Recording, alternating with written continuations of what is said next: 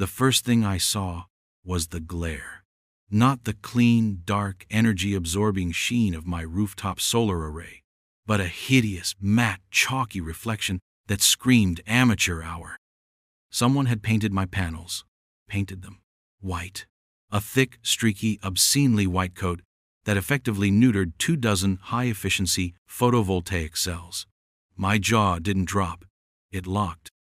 My breath didn't catch, it chilled in my lungs. They say a man's home is his castle. Karen Albright, president of the Oakhaven Homeowners Association, whose own beige palace sat 3 doors down, radiating an aura of oppressive conformity, had just lobbed a trebuchet full of idiocy and malice directly onto my battlements. She didn't know, of course. She couldn't comprehend that those panels weren't just a middle finger to her fossil fuel-guzzling sensibilities or a statement about sustainable living. She couldn't possibly guess that their silent, steady conversion of sunlight into electricity powered more than my toaster and my conscience. They powered the eyes and ears of this entire curated, covenants-run slice of suburban hell. The faint hum I usually heard from the main inverter in the garage was gone. Silence. A specific, technological silence that spoke volumes of system failure. My phone, usually pinging with discrete status updates from the community's integrated security network, a network I designed, a network I voluntarily and anonymously kept alive with my own generated power, was as dead as Karen's empathy. They crossed the line. No, Karen Albright hadn't just crossed a line, she'd napalmed it, then salted the earth, utterly oblivious to the fact that the line was connected to a tripwire, and the tripwire was connected to me. My name is Arthur Finch, and before I retired to Oakhaven seeking quiet anonymity, I spent 2 decades ensuring that critical infrastructure didn't fall prey to people far more dangerous, though arguably less irritating, than Karen. She thought she was dealing with a slightly eccentric homeowner who liked renewable energy. She was about to learn she'd declared war on a man whose entire professional life had been dedicated to understanding and dismantling threats. And Karen, with her weaponized rulebook and her golf cart patrols, had just become threat priority alpha. This wasn't about aesthetics anymore, or petty HOA squabbles. This was a tactical breach, a deliberate disabling of a shared resource, and an act of such profound, entitled stupidity that it demanded a response of commensurate, surgical precision. The air in my pristine, usually peaceful garage suddenly felt like the inside of a skiff just before an operation went live. The game was afoot, but only one of us knew the rules, or the stakes. And it certainly wasn't the woman currently admiring her handiwork from her perfectly manicured, suspiciously green lawn. The neighborhood's digital heartbeat had flatlined. Within the hour, the first subtle cracks appeared in Oakhaven's serene facade. Mrs. Henderson's prize-winning petunias, usually under the watchful gaze of Camera 7, were mysteriously decapitated, likely by deer, emboldened by the sudden electronic darkness. Young Timmy Miller, who had a penchant for testing the boundaries of private property on his skateboard, managed to collide with Judge Weatherby's newly imported Italian fountain, an incident that would have been captured in crystal-clear HD by Camera 3, now blind. Karen Albright, naturally, was quick to address the burgeoning chaos. An email blast, thick with passive-aggressive platitudes and misspelled calls for vigilance, landed in everyone's inbox. She blamed unforeseen technical glitches and assured residents that her team was looking into it. Her team. I pictured her, alone in her chintz-filled office, surrounded by binders of violations, genuinely believing she commanded an army. My first call was to Marcus, a whip-smart engineering student who lived across the street. He'd helped me with the initial community security install a few years back, more for the challenge and the free pizza than any civic duty, but he knew the system's guts. "Marcus," I said, my voice a calm I didn't entirely feel. Code black on Project Nightingale. Physical compromise at source. He was at my door in minutes, laptop bag slung over his shoulder, eyes wide. "Mr. Finch, what happened? The whole grid is dark." I've been getting panic texts. I led him to the garage, Showed him the access panel for the hardwired backups I'd insisted on for the core processors. Karen happened, I said, pointing towards my roof with a grimace. She decided my solar panels were an eyesore. Painted them white. Marcus stared, blinked, then let out a low whistle. She painted the primary power source for the entire Oak Haven Sentinel network? Does she have any idea? I shook my head. She thinks they just power my eco-guilt.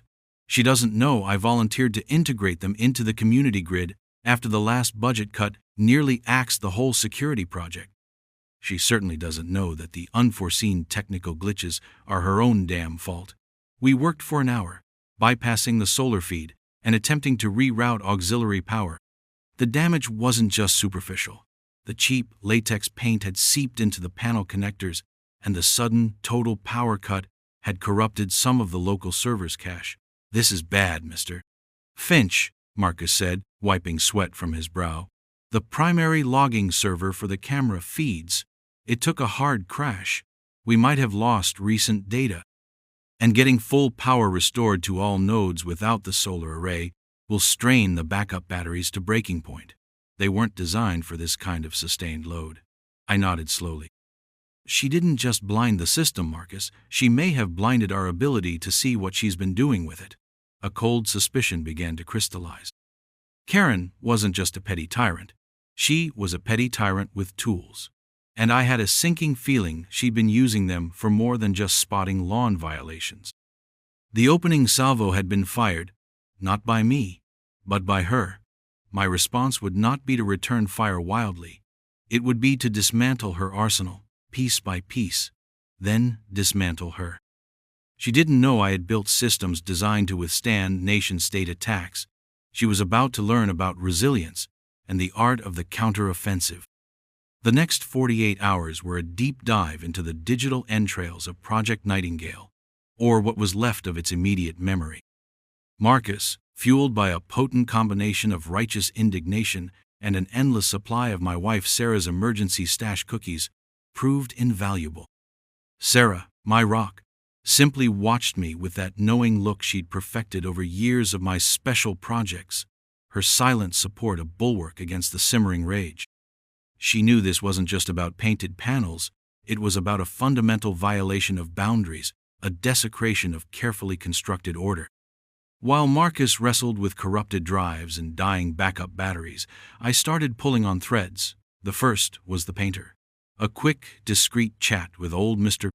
Abernathy, who sees everything from his porch swing, confirmed it.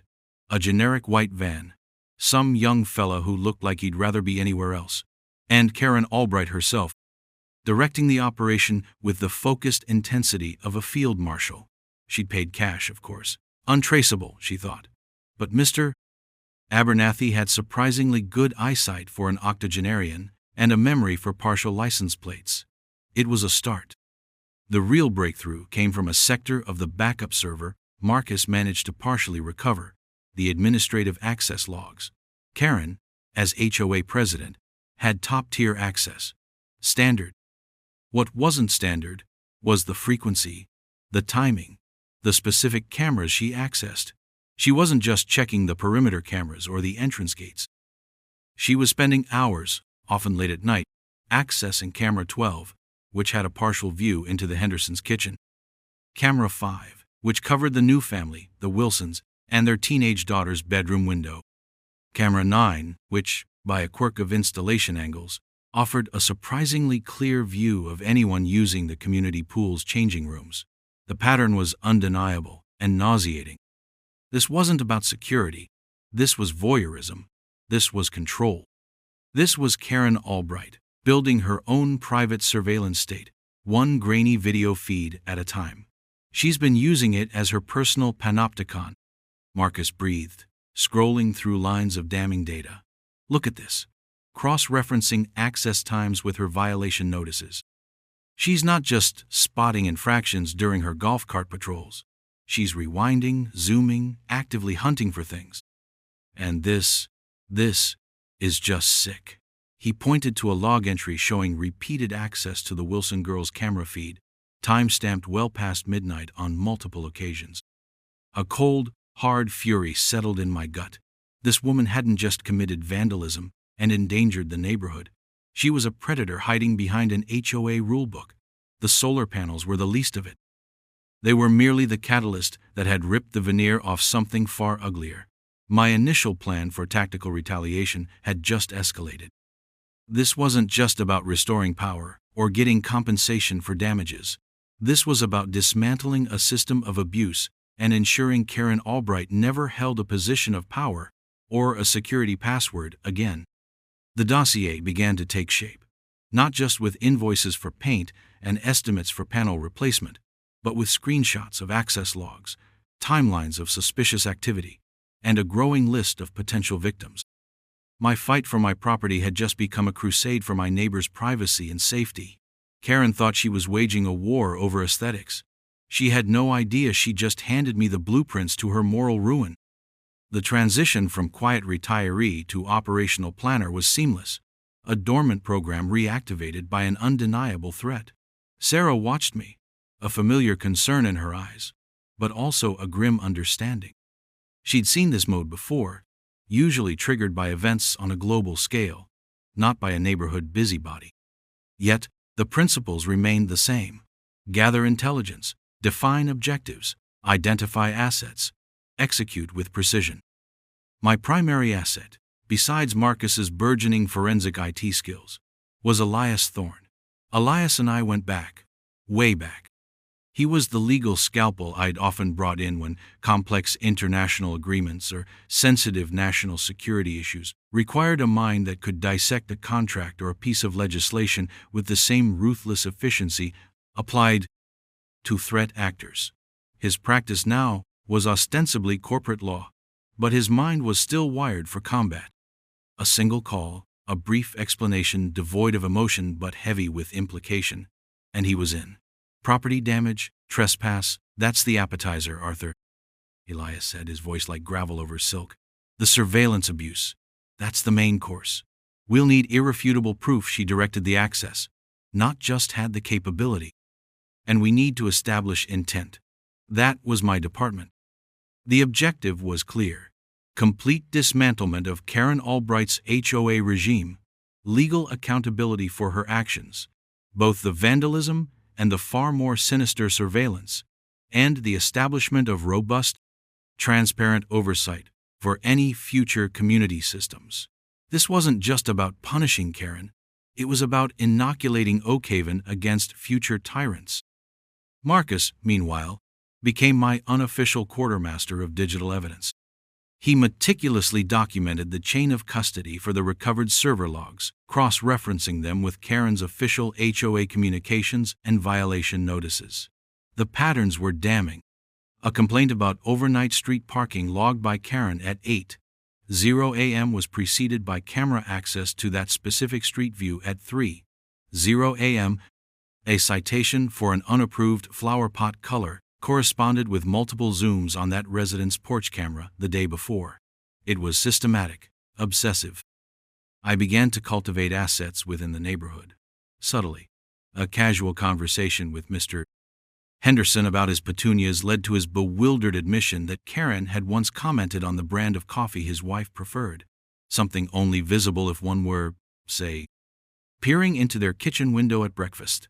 A chat with Mrs. Wilson about the stress of moving into a new neighborhood, carefully seeded with vague concerns about community oversight, elicited a troubled comment about feeling watched. Each conversation was a data point, building a mosaic of unease and confirming Karen's intrusive reach. My home office transformed. One monitor displayed Marcus's ongoing data recovery efforts, another a constantly updated timeline of Karen's known actions, and a third was dedicated to drafting the initial legal salvos with Elias. The paint on my solar panels was still there, a constant, ugly reminder of Karen's arrogance. But now, it also served as a focusing lens for my resolve. She had thrown a rock. I was preparing an avalanche. She thought she was playing checkers with lawn ornaments. I was setting up a multi-dimensional chessboard where every move she made would only tighten the noose. The delicious, dark irony was that the very system she'd perverted was now yielding the evidence to destroy her. She'd wanted control. She was about to learn what it felt like to lose it, completely and irrevocably. The first volley was a masterpiece of legal understatement, delivered by a stoic courier who probably moonlighted as a pallbearer.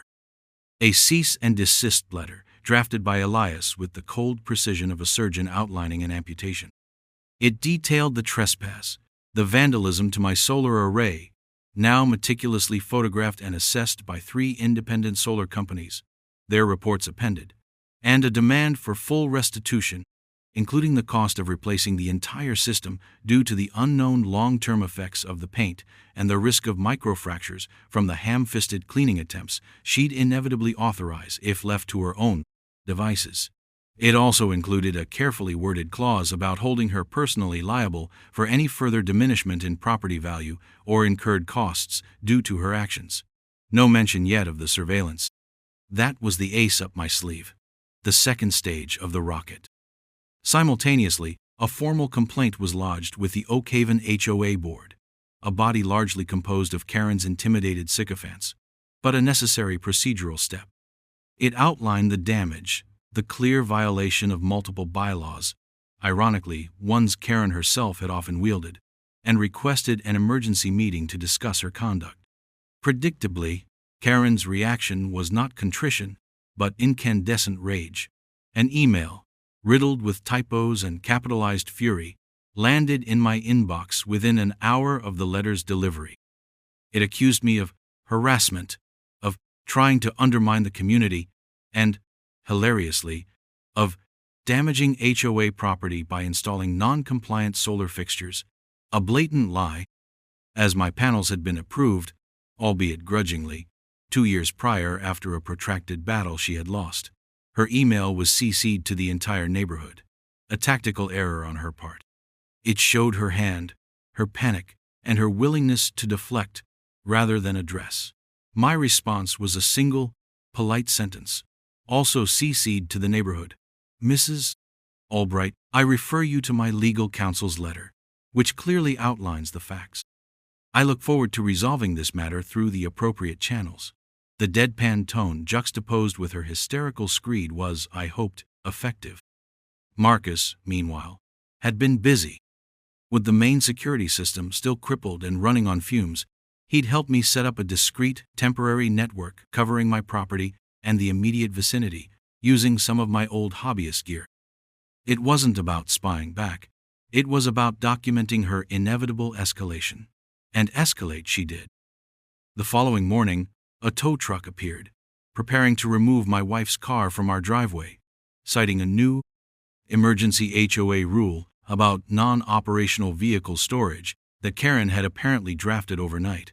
Sarah's car was perfectly operational. She just hadn't driven it in 2 days. A quick call to Elias, a very pointed conversation between him and the tow truck company's legal department about illegal towing and potential damages, and the truck departed, leaving Karen fuming on her porch. The neighbors were watching. The whispers were starting. The paint on my panels was no longer just an eyesore. It was becoming a symbol of Karen's overreach. Her attempts to further assert dominance were clumsy, transparently retaliatory. She was flailing, and in doing so, she was creating more evidence, more witnesses to her unhinged behavior.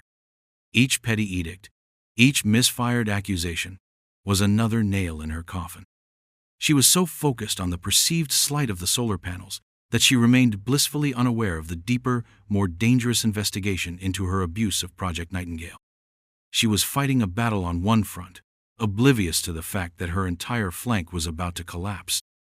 The community, once a collection of polite but distant households, began to stir. Karen's increasingly erratic behavior, coupled with the ongoing security blackout and my own quiet, factual counter-communications, created an undercurrent of unease that was slowly turning into outright discontent. The narrative was shifting. I was no longer the eccentric with the solar panels.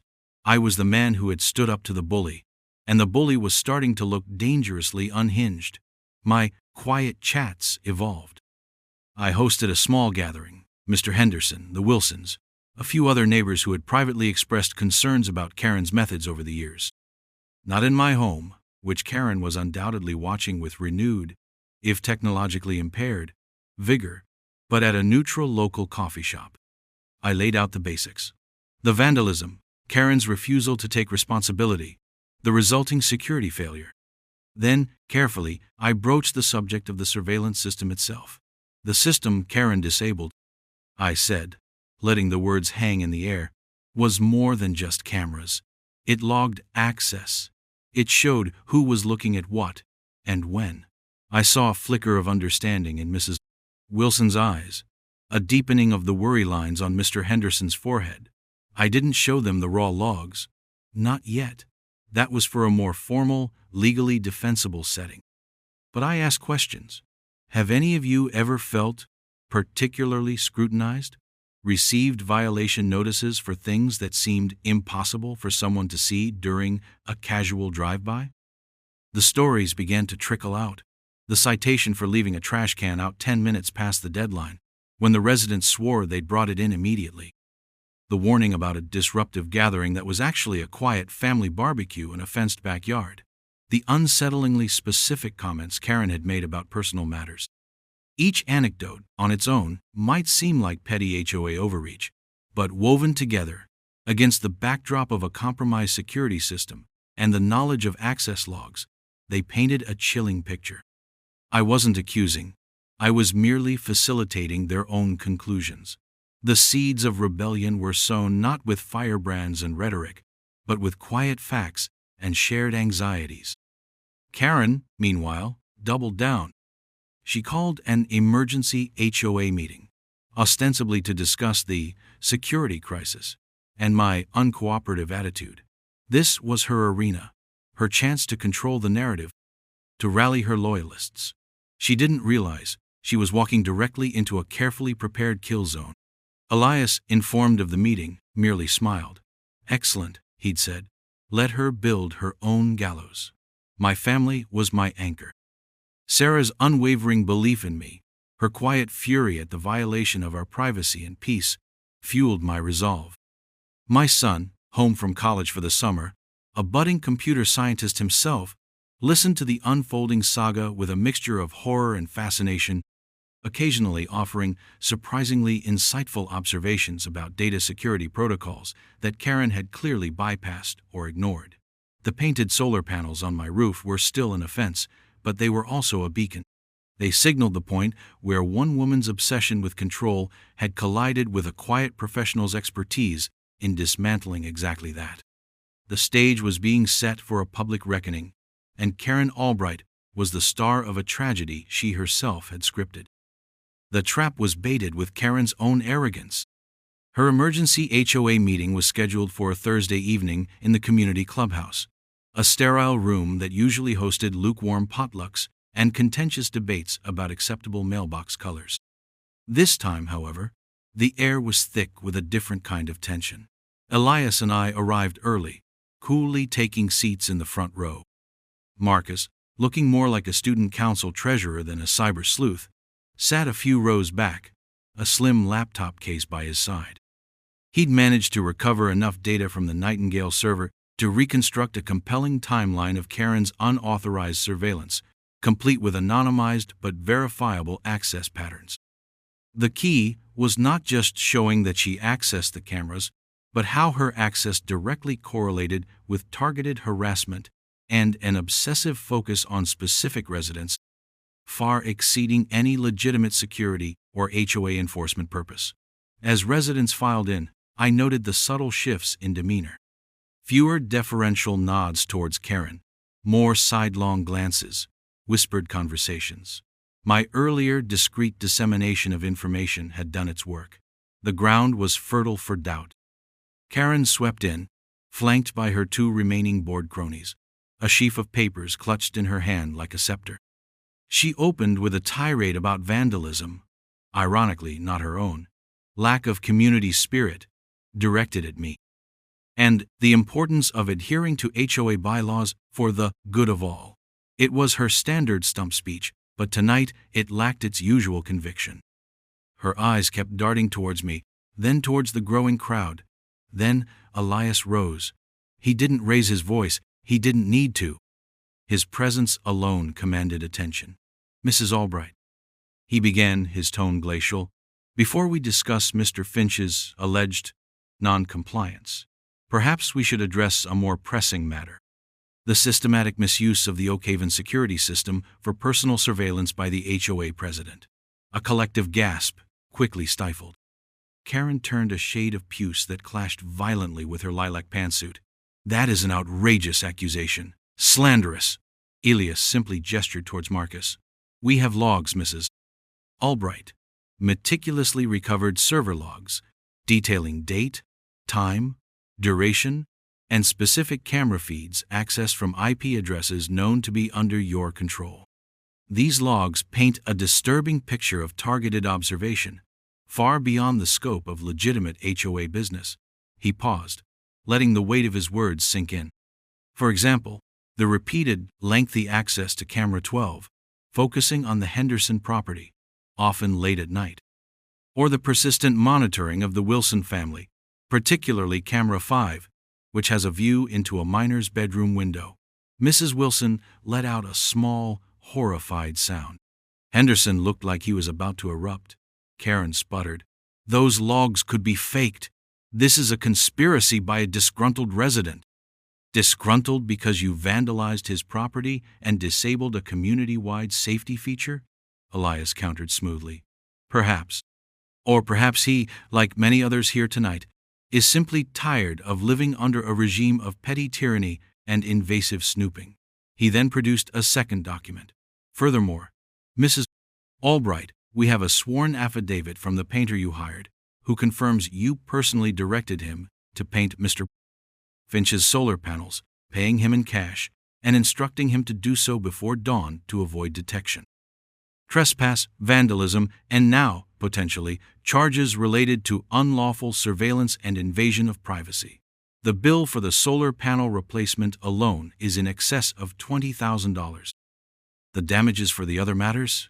We're still calculating. The room was silent, save for Karen's ragged breathing. Her face had gone from puce to a ghastly white.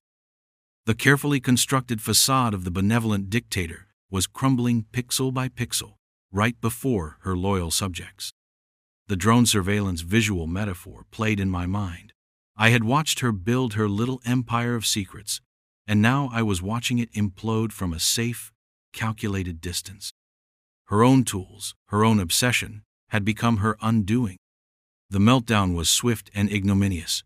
Karen Albright, stripped of her carefully cultivated authority and exposed as a petty, voyeuristic tyrant, simply deflated. Her attempts at bluster died on her lips, replaced by a stammering incoherence that elicited not sympathy, but a grim sort of satisfaction from the assembled residents. The two board members who had entered with her now looked like they wished the earth would swallow them whole, inching their chairs away from hers as if her disgrace were contagious. Elias, ever the consummate professional, didn't gloat. He simply laid out the options with the detached air of a physician explaining a terminal diagnosis. The evidence, Mrs. Albright, is comprehensive. We have forensic data, eyewitness testimony regarding the vandalism, and a growing number of residents prepared to attest to a pattern of harassment directly linked to your unauthorized use of the security system. We are prepared to pursue civil litigation for damages, and we will be turning over our findings regarding the surveillance to the appropriate law enforcement agencies for criminal investigation. The mention of law enforcement seemed to suck the remaining air from Karen's lungs. Her eyes, wide and darting, fixed on me with a look of pure, unadulterated hatred, quickly followed by something akin to terror. She finally understood.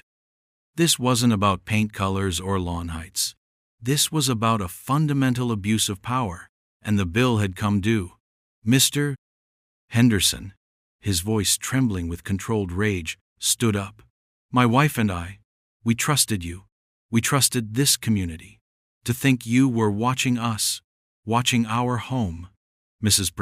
Wilson, tears streaming down her face, was being comforted by her husband, who looked at Karen with an expression that could curdle milk. One by one, other voices joined the chorus. Tales of unsettling encounters, inexplicable violation notices, a pervasive sense of being watched and judged. It was a dam bursting, years of suppressed resentment and fear flooding the sterile clubhouse. Karen tried one last, desperate gambit. He's turning you all against me. He disabled the security system himself to frame me. It was so ludicrous, so patently false given the timeline and the painter's affidavit Elias had just mentioned, that a wave of derisive laughter swept the room. Even her staunchest defenders of old were shaking their heads. Her power, built on intimidation and the exploitation of arcane bylaws, evaporated in that moment.